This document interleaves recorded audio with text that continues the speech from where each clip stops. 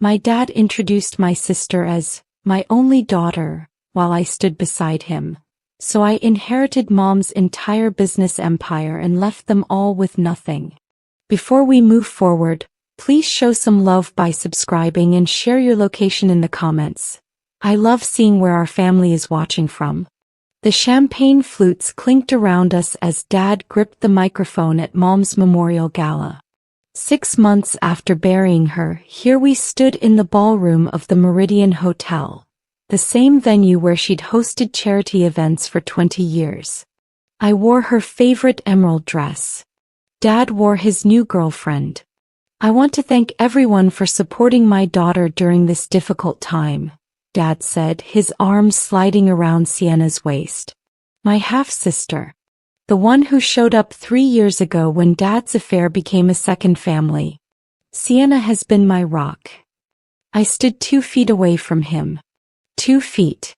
Close enough to smell his cologne, the one Mom bought him every Christmas. Close enough to see the faces in the crowd shift uncomfortably, eyes darting between us. My mother's business partners, her friends, her legacy watching as I became invisible. Dad. My voice cracked. He didn't even glance over. Sienna will be taking over some of Janelle's roles in the community foundation. She's got a real head for business, unlike... He stopped himself, but the damage detonated in my chest. Unlike me. Unlike Amelia, his legitimate daughter who'd spent every summer since age 12 learning Mom's real estate empire from the ground up. Unlike the girl who'd held his wife's hand as cancer stole her breath. My Aunt Marlene grabbed my elbow. Baby, let's get some air.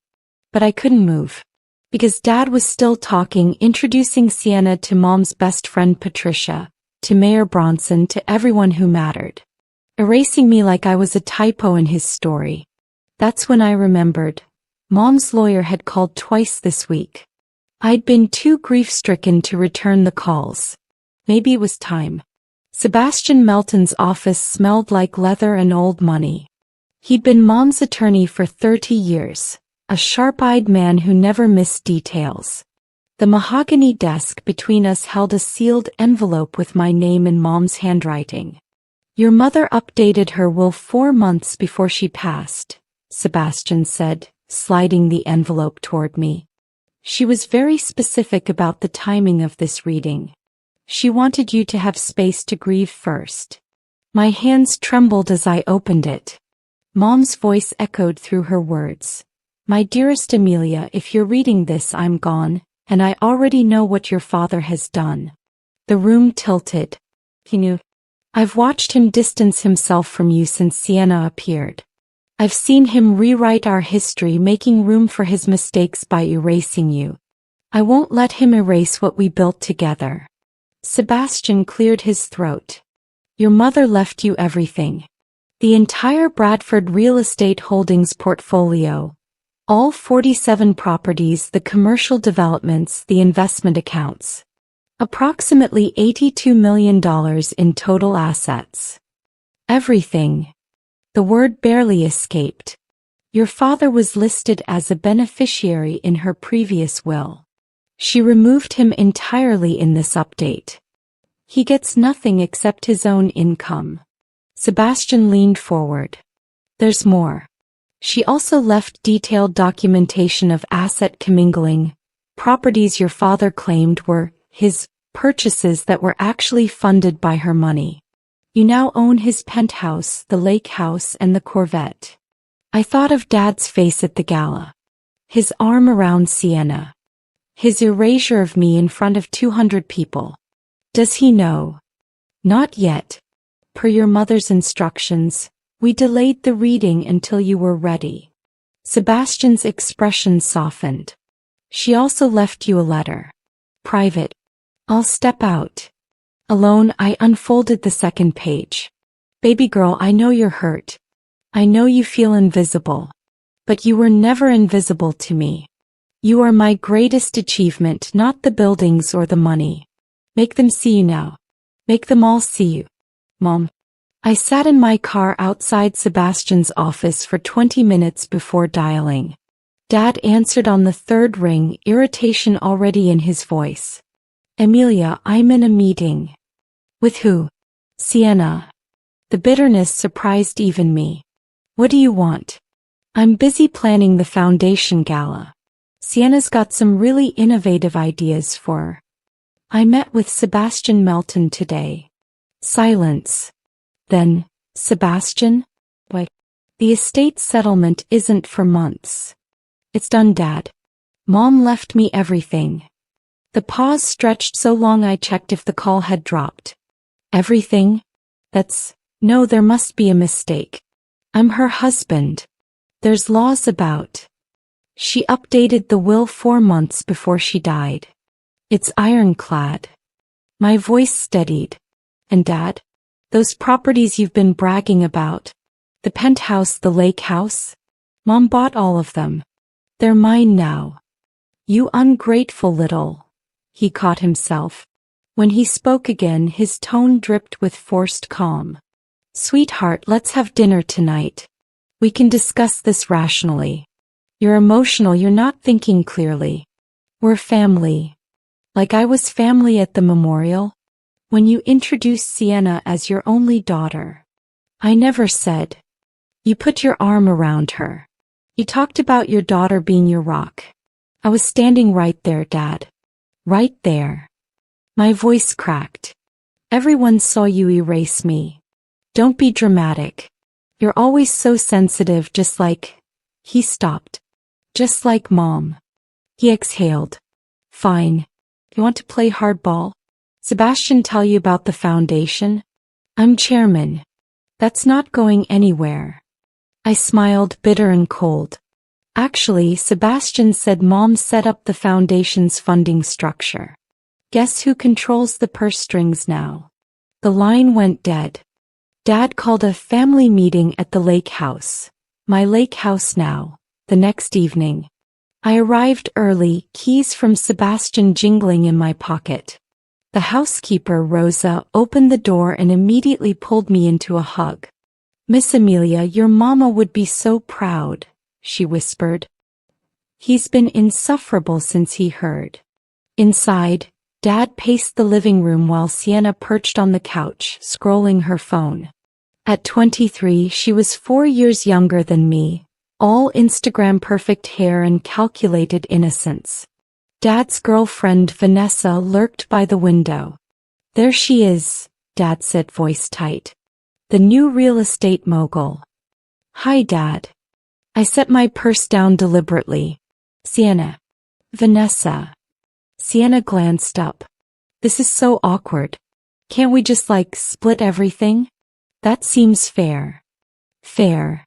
The laugh burst out of me. What part of any of this is fair? Dad stepped forward. Emilia, your mother wasn't thinking clearly at the end. The cancer, the medication, we can contest this. Any judge would see. See what? That she deliberately wrote you out? That she documented every purchase you claimed as yours. I pulled out my phone, showing the detailed spreadsheet Sebastian had provided. She kept receipts, Dad. 23 years of receipts. Vanessa spoke up. This is exactly what I was worried about. She always spoiled you, made you think you were entitled to. Shut up. The words came out ice cold. You don't get to talk about my mother in her house. It's not her house anymore, Dad said. And it's not yours either. Not really. You didn't earn any of this. Neither did you. His face reddened. I worked side by side with Janelle for. You worked in marketing for her company. She built the empire. She made the deals. I stood straighter. And I was there for every late night, every site visit, every negotiation. Where were you? Oh right, building a second family. Sienna finally looked uncomfortable. I didn't ask for any of this. You took it anyway. That night I couldn't sleep. I sat in Mom's home office. My office now, surrounded by her files. Sebastian had provided everything, but I needed to see it myself. Each folder told a story. 2009. Dad took credit for the Riverside Plaza deal. Mom's notes showed she'd negotiated for 11 months while Dad was traveling for business. Phone records showed calls to Vanessa's number starting that same year. 2013. Dad announced he'd gifted me the BMW for my 21st birthday. The purchase order showed Mom's account, her signature. Dad had just wrapped it and taken the credit. 2015. The lake house. Dad told everyone he'd made a killing in tech stocks. Mom's records showed she'd liquidated bonds our grandmother left her.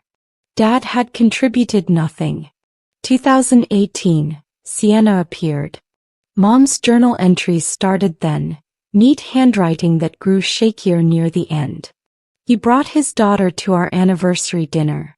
Just showed up with her like she was already family. Amelia's face, I'll never forget the look. I failed her by staying.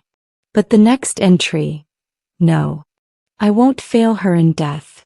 Robert wants to rewrite history, make himself the empire builder? Let him try to do it with nothing. I found the photographs next. Mom had documented everything.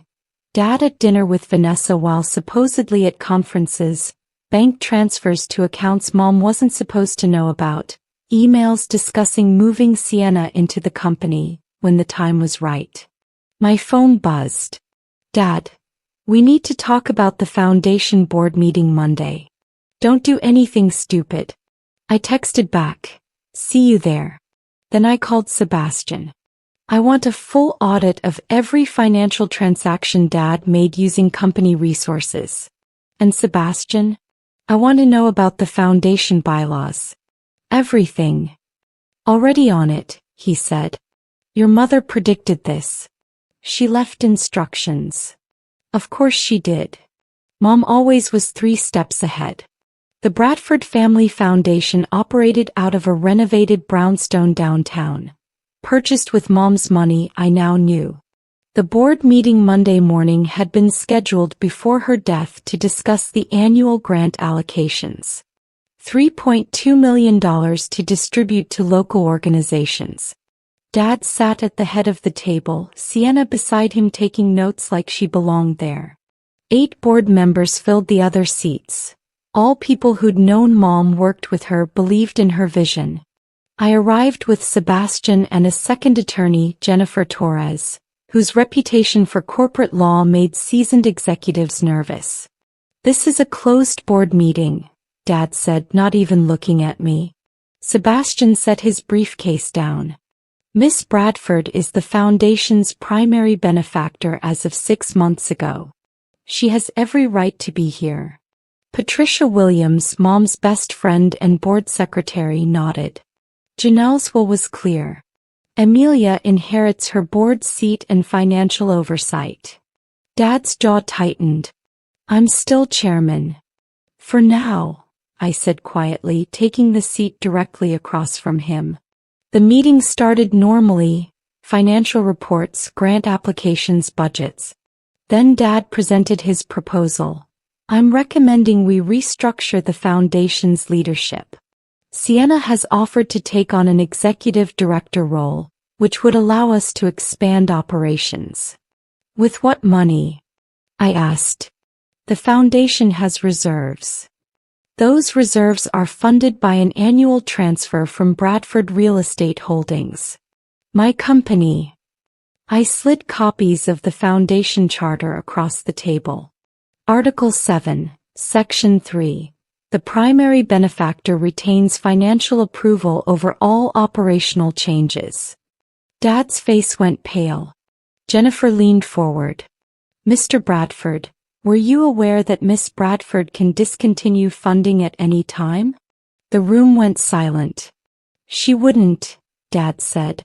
These grants support organizations my mother cared about. That I care about. I looked at each board member. Which is why I'm proposing new leadership. Dad, you're relieved as chairman. Patricia, will you take over? Dad exploded. You can't just remove me. I built this foundation. You named it after yourself, Patricia said quietly. Janelle funded it, structured it, and chose every organization we support. I've got the original documents in my files. I pulled out another folder. I also have records showing you've been using foundation funds for personal expenses. The business trip to Aruba last year? Foundation credit card. The catering for Sienna's birthday party? Foundation account. Board member Sebastian McClure whistled low. That's embezzlement. It's a misunderstanding, Dad stammered.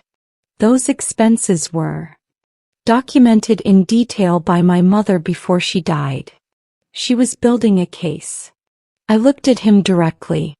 She knew everything, Dad. She just wanted me to be strong enough to handle it. Sienna stood abruptly. I don't want any part of this. I didn't know about the money stuff. But you knew about me, I said. At the memorial. You let him introduce you as his only daughter. He said you two weren't close. That you drifted apart. Her voice trembled. I thought. You thought what? That I didn't exist? That my mother's death was your opportunity? The words came out sharper than I intended, but I couldn't stop them. You're wearing her bracelet. The one with the sapphires. Sienna looked down at her wrist, face draining of color. Dad gave it to me. He said it was his to give. It was a gift from my grandmother to my mother on her wedding day. It's in her will, left specifically to me. I held out my hand. Take it off. Amelia, don't be petty, Dad said. Petty? Petty. My voice rose. You gave my mother's jewelry to your mistress's daughter and you're calling me petty? The room held its collective breath. Sienna unclasped the bracelet with shaking hands and set it on the table between us. I'm sorry, she whispered. I didn't know. But I was done accepting apologies that should never have been needed. The next morning I arrived at Bradford Real Estate Holdings headquarters at 7 a.m. The building Mom bought 20 years ago, 42 stories of glass and steel overlooking the harbor. I'd been given a consultant office on the 14th floor. Mom's executive suite was on 42. Security looked confused when I headed for the top floor. Miss Bradford, your father said. My father is an employee here. I'm the owner. Please update the access logs.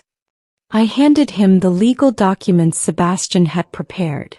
Mom's office, my office, took my breath away. Everything remained exactly as she'd left it.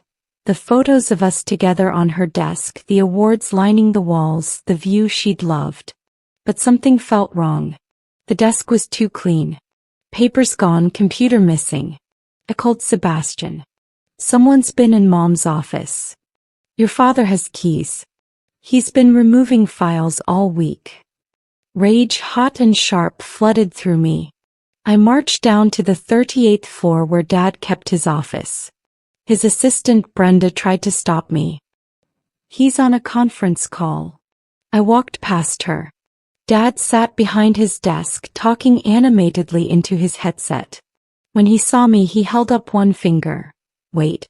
I walked over and disconnected his call. What the hell? He stood. That was Tokyo. Where are Mom's files? What files? From her office. The deal records, the contract negotiations, the client information. Where is it? Dad's expression shifted, calculating. Those are company property. I'm safeguarding them during the transition. Transition to what? You don't work here anymore. I'm VP of Operations. You were VP of Operations in Mom's company. I'm restructuring. Consider this your 2 weeks' notice. His face went purple. You can't fire me. I can and I am. You've been embezzling from the foundation, stealing company property, and I pulled out another document. According to Mom's records, you've been inflating your expense reports for 7 years. Total theft. Approximately $340,000. Dad sank into his chair. You're going to destroy this family over money? You destroyed this family when you started another one. Word spread fast. By noon my phone wouldn't stop ringing. Aunt Marlene called first, crying with pride. Then my cousins, Mom's former business partners, people I hadn't spoken to in years. Everyone had an opinion. But the call that mattered came at 2 p.m. from an unknown number. Miss Bradford? This is Diane Hatcher from Meyer and Associates. We represent your grandmother's estate. My grandmother? Mom's mother had passed when I was 10. Your maternal grandmother's sister, actually. Grace Bradford. She passed last month in Seattle. You're listed as her primary beneficiary. I sat down hard. I don't understand. I never met her. She and your mother maintained a private relationship. Miss Grace left you her home in Queen Anne, her investment portfolio, and several personal items. The estate is worth approximately $4.7 million. The room spun. Why me? Her letter explains. I'm emailing it now. I opened my laptop with shaking hands. Great Aunt Grace's letter loaded. Dear Amelia, we never met because your father forbade it. He thought I was too radical for encouraging your mother's business ambitions. Janelle and I wrote letters for years. She told me everything, how you loved the business, how he tried to diminish you, how his betrayal broke her heart. I'm giving you this inheritance because your grandmother would have wanted you to be free. Build something he can't touch. Be the woman they both knew you'd become. Grace. I called Mom's oldest friend, Dorothy, who'd known the family history. Tell me about Grace. Dorothy's voice warmed. Oh honey, Grace was magnificent. She built a tech company in the 80s when women weren't supposed to. Your grandfather hated her, thought she was a bad influence. When your dad came along, he did the same thing, cut her out of your life. Mom never told me. Your mother protected you from a lot. But Grace? She made sure you'd be protected too. That evening I stood in Mom's office. My office, looking at the city lights. 2 inheritances. 2 women who'd built empires and refused to let men erase their legacy.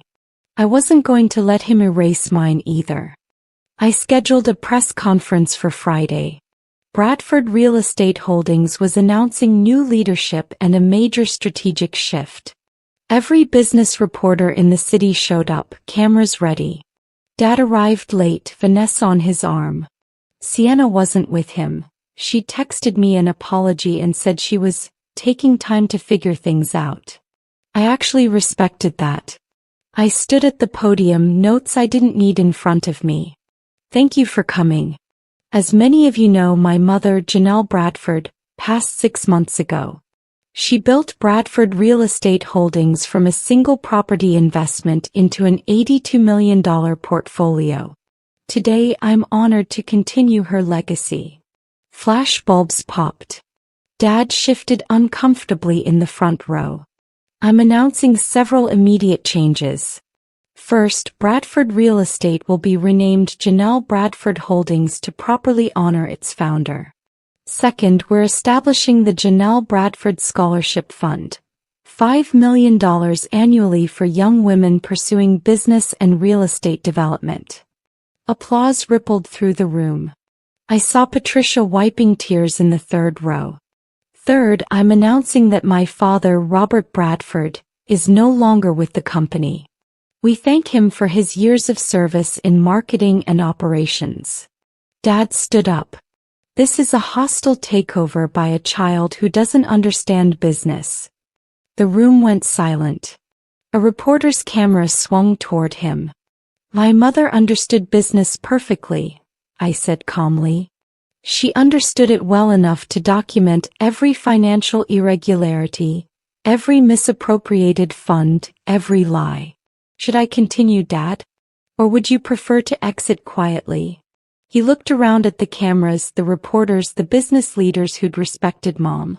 Then he grabbed Vanessa's hand and walked out. I finished the press conference professionally, answered questions about our development pipeline, discussed market strategy. But inside I was shaking. Not from fear. From freedom. Dad hired a lawyer, threatened to sue for his share of the business. His attorney, Gerald Price, was expensive and aggressive. We met in Sebastian's conference room, neutral ground, professional setting. My client was married to Janelle Bradford for 25 years, Price began. He's entitled to marital assets regardless of what the will says. Sebastian didn't blink. Your client signed a postnuptial agreement 17 years ago acknowledging all business assets as Mrs. Bradford's separate property. We have it notarized and filed. Dad's face went pale. That agreement was signed after you were caught having your first affair, I said quietly. Mom told me about it last year. She gave you a choice. Sign the agreement or divorce. You signed. Price shuffled papers. There's still the matter of the foundation, the house. The house is in my name, I said. Has been since I turned 18. Mom gifted it to me, paid the taxes, everything legal. The foundation is funded by my company, which makes me the controlling party. Dad's chairman position was honorary.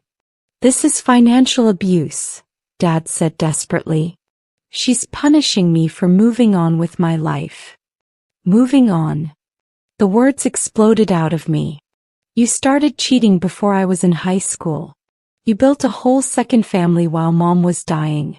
You introduced another girl as your daughter at her memorial. Sienna is my daughter. So am I. My voice cracked.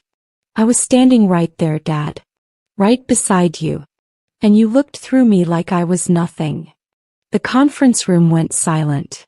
Even Price looked uncomfortable. Sebastian cleared his throat. Mr. Bradford, Miss Bradford is prepared to offer a settlement. $50,000, the Corvette, and a release from any foundation liability for the misappropriated funds. If you sign away all claims to the estate and resign quietly. $50,000? Dad laughed bitterly. Out of 82 million? 50,000 more than Mom wanted you to have, I said. Take it, Dad. It's more than you deserve. He stared at me, this man who'd read me bedtime stories and taught me to ride a bike, who'd also erased me for a newer family. You've become hard, he said finally. I've become strong. There's a difference. 3 months later, I stood in the newly renovated Bradford, now Janelle Bradford Holdings, lobby watching the dedication ceremony. Mom's portrait hung in the atrium, 8 feet tall, her smile captured in that moment of triumph when she'd closed the Riverside Plaza deal. She'd love this, Aunt Marlene said beside me. All of it. The scholarship fund had received 847 applications. We'd award 25 full-ride scholarships this year. The foundation, under Patricia's leadership, had increased grant funding by 30%.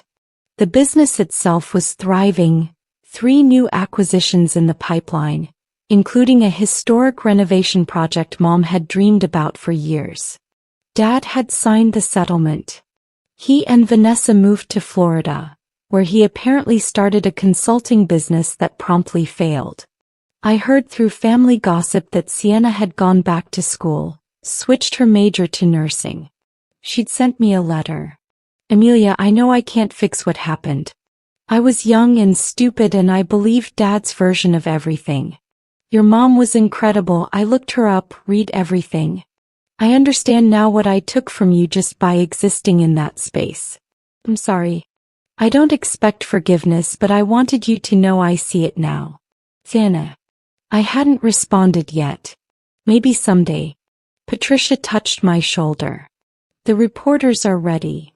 The press conference was about the business expansion, but someone asked about my father. We've moved forward separately, I said carefully. Sometimes family means choosing people who choose you back. That night, I sat in Great-Aunt Grace's Seattle house, which I'd kept instead of selling. Her letters to Mom filled 3 boxes, a chronicle of 2 women refusing to be diminished. The last letter, dated 2 weeks before Grace died, was addressed to me. Amelia. If Janelle did her job right, you're reading this as a free woman. Never apologize for taking up space. Never shrink to make small men comfortable. Build empires. Your mother did. I did. Now it's your turn. Grace. I was 32 years old, owned 2 multi-million-dollar companies, and had finally stepped out of everyone's shadow into my own light. I was done being invisible. 1 year after Mom's death, I hosted the annual Janelle Bradford Memorial Gala. Same hotel, same ballroom, completely different energy. The room glowed with success stories. Scholarship recipients, foundation grant winners, women building businesses with resources Mom and I had made possible. I wore the emerald dress again, Mom's sapphire bracelet on my wrist, Great Aunt Grace's watch on the other. Armor made of love. Miss Bradford. A young woman approached, nervous and bright-eyed. I'm Tamara Johnson. I got one of your scholarships. I just wanted to say, her voice caught. My dad told me I couldn't major in business, that I should be a teacher or a nurse. Something safe. Your program changed my life. I gripped her hand. Make him watch you succeed. He grinned. Already am. Patricia found me later, champagne in hand. Your mother would be so proud. Not just of the business, of who you've become. I'm still angry sometimes, I admitted. About Dad, about all of it. Anger isn't always bad. Sometimes it's fuel. She clinked her glass against mine. You turned yours into something beautiful. I took the microphone at 9, looking out at 300 faces. Some I knew, many I didn't. All connected by Mom's vision, now expanded by my determination. Thank you for being here to honor Janelle Bradford. My mother taught me that legacy isn't what you leave behind. It's what you build forward. This past year I've learned she was right about everything. About business, about strength, about refusing to be erased. I paused, finding the words. Someone tried to make me invisible once. Tried to replace me while I stood there watching. But you can't erase someone who refuses to disappear. You can't diminish someone who knows their worth. My mother knew hers. She made sure I knew mine. The applause built slowly, then thundered. I saw tears, nods, recognition in eyes that had felt the same dismissal, the same erasure. So here's to the women who built empires. The ones who documented everything, who planned ahead, who refused to let their stories be rewritten. Here's to my mom, my great aunt, and every woman who ever said, I will not be forgotten. I raised my glass. And here's to us, the daughters who inherited not just their wealth but their fire. The room rose as one, glasses high, voices strong. Later, alone in my office, I opened Mom's final letter. The one Sebastian said to read when you're ready. Baby girl, if you're reading this, you won. Not just the money, you won yourself back. I watched your father try to diminish you for years, and I watched you shine anyway. That's who you are. That's who you've always been. I'm not sorry I gave you everything. You earned it by being you, brilliant, strong, capable, mine. Build something so magnificent that no one will ever be able to pretend you weren't there. I love you forever. Mom. I pressed the letter to my chest and let myself cry. For her, for lost time, for the dad I'd once had before he chose easier daughters. But mostly I cried with gratitude. Because she'd given me more than money. She'd given me proof that I mattered. That I was seen. That I was loved enough to be protected even after she was gone. I was Amelia Bradford. Daughter of Janelle Bradford. Inheritor of empires. Invisible to no one. And I was just getting started.